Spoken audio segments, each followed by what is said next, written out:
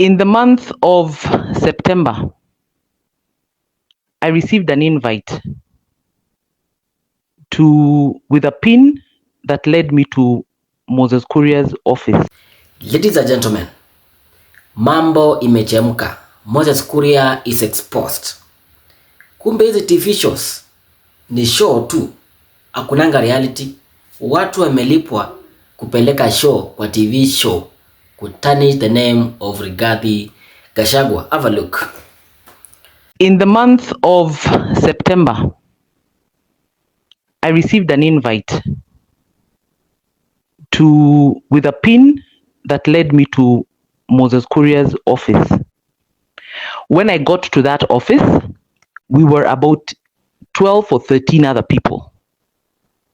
And we were given a brief by MK that there is a need for people to represent government on mainstream media, especially TV and radio. And they informed us that the past people who used to do that had long become government officials, and therefore it would not be possible for them to continue going on TV to do some of these black ops defenses for government. Okay, so let's get that clear. We went for the first meeting, we went for the second meeting. The second meeting, Moses Kuria left the group because Rita Oyer had now stepped in. She totally changed where we were going to be meeting. She said we will no longer be meeting in MK's office, and we started meeting in some hotel.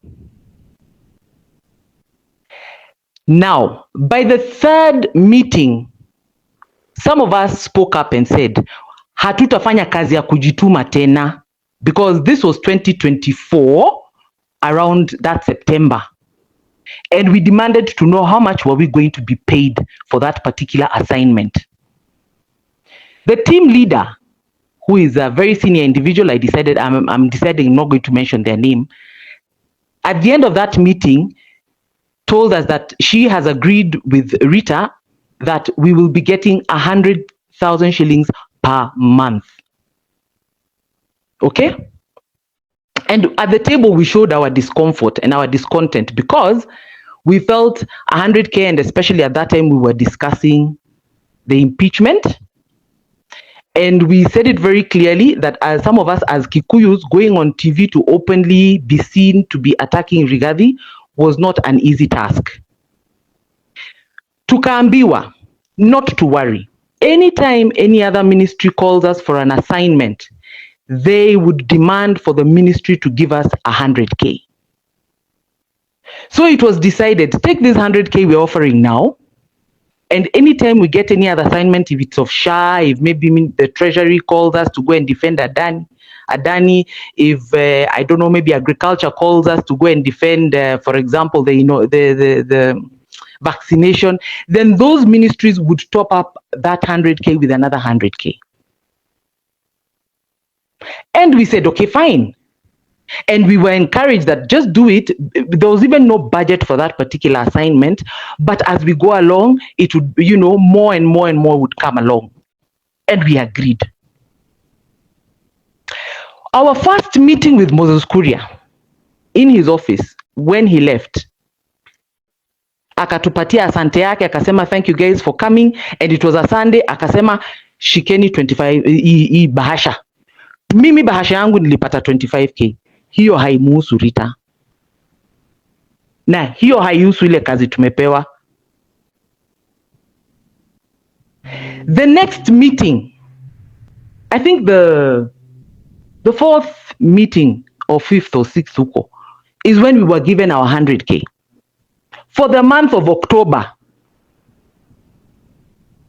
Na hiyo pesa, it was not sufficient as such, because every time we went on TV, we needed to leave the host with kakitu. If you go on radio, you give the host some 2K, 3K. If you're going on TV, host unampatia ngiri 4, ngiri 5. Some TV stations, unaona host alikuwa anakuitisha tu live. Yet Rita had said that she had sorted out the hosts. For the radio stations, remember, you go in, you find 2 hosts. You're paying 3K, 3K, you only 6 Gs. Niambie your 100K. Anyway, we appreciated. Then we were called to go and do SHA. SHA, we were called for a meeting at SHA, at the SHA offices. Hatukwenda kwa hoteli. Ndio tuende tuambiwe the talk points. Remember, we had been told every time a ministry calls us, we'll get a top up of what? 100,000. When we finished the SHA meeting, Rita had left before the meeting had ended. Sawa sawa. And when the meeting ended, we were given 50K. We all went and gathered at the parking lot. Tukaulizana, had we not agreed that it will just be a minimum 100K for every ministry that calls us? Mbona tumepewa 50? Why did she leave before the meeting was over? Why couldn't she even have the courtesy to tell us? But we still did the job.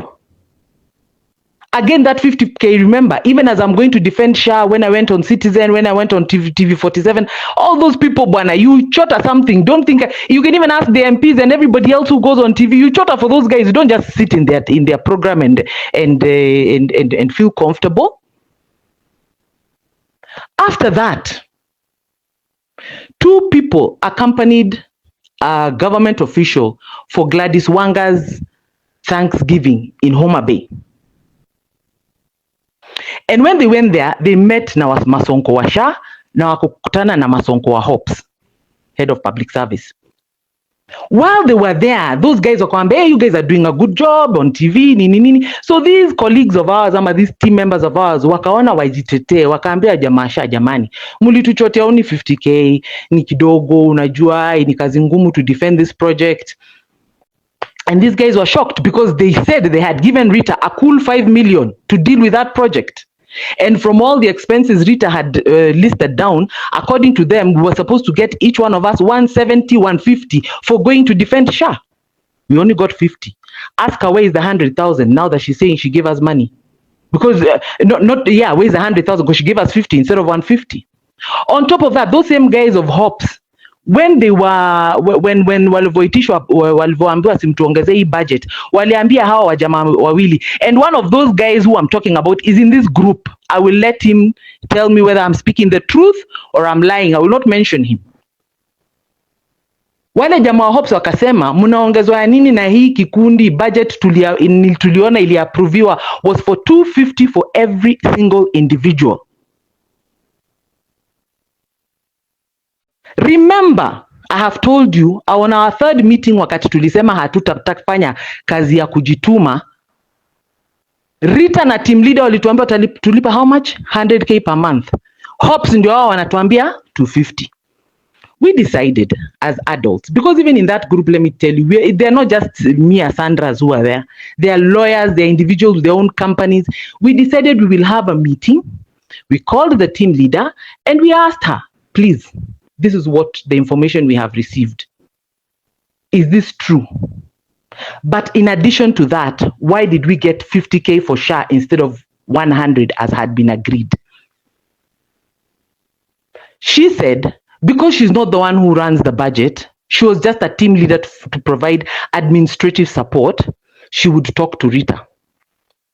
That day, Rita purposely did not come for the meeting because she knew we were going to ask questions. Instead, what she did, after the team leader went to talk to her about it, tuliona tu Rita ametoka kwa group.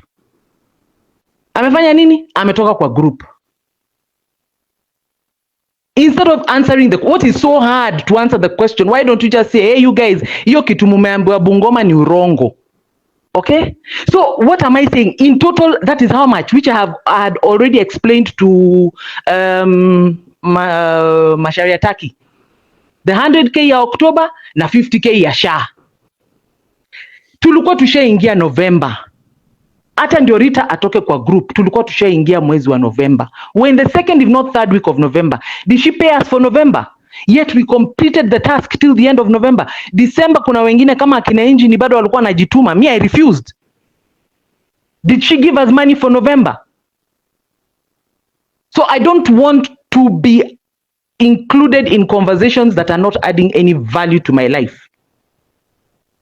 I have fought for this government for 6 good fucking years. from 2018 when the handshake happened up till today. The only person mimi wanasumbua ni Dennis Itumbi and he saved job. He's the only one who has any right to talk anywhere and say Sandra huwa ananisumbua. Rita left us and went to Jimmy Wanjigi. Na huko pia alifukuzwa kwa kukula pesa. Kirinyaga County amefukuzwa kwa kukula pesa. Me, I don't want to be included in nonsense. If she has been rocketing money from government to pay us 250, atoe hiyo pesa. Mi sijapokea. Ladies and gentlemen, what's your take? Express your opinion in the comments. Give the video a like and subscribe. Thank you for tuning in.